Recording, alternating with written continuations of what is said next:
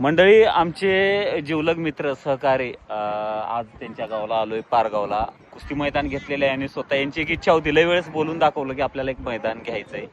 आणि काय सांगाल, तुम्हाला काय वाटलं बघा मैदान घ्यावं?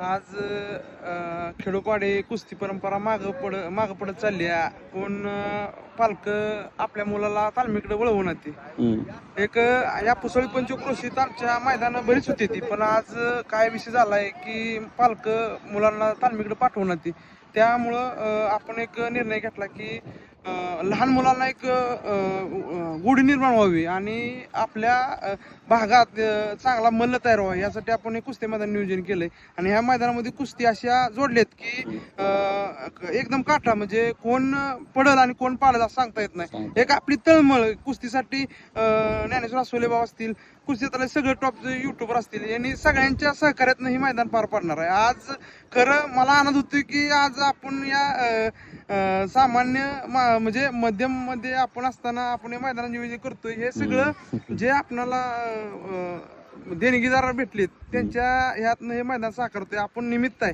म्हणजे देणगीदार त्यांच्याकडून पैसे घ्यायचे, आपण तेवढं मध्ये व्हायचं आणि ते मुलांना वाटायचं, अशा पद्धतीत आपण हे नियोजन करतोय. नक्कीच. तर अशा पद्धतीनं नियोजन आहे.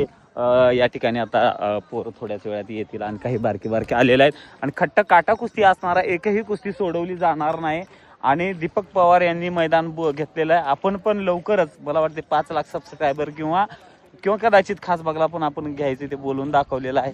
ते आता पहलवानांचे पालक आलेले आहेत. नमस्कार. कुठे पहलवान आपला? लय दिवसानंतर भेटले. आता ही सगळी पहलवान आलेले आहेत कुस्तीला. हे काय गणे अय फाटक, वरदराज फाटक.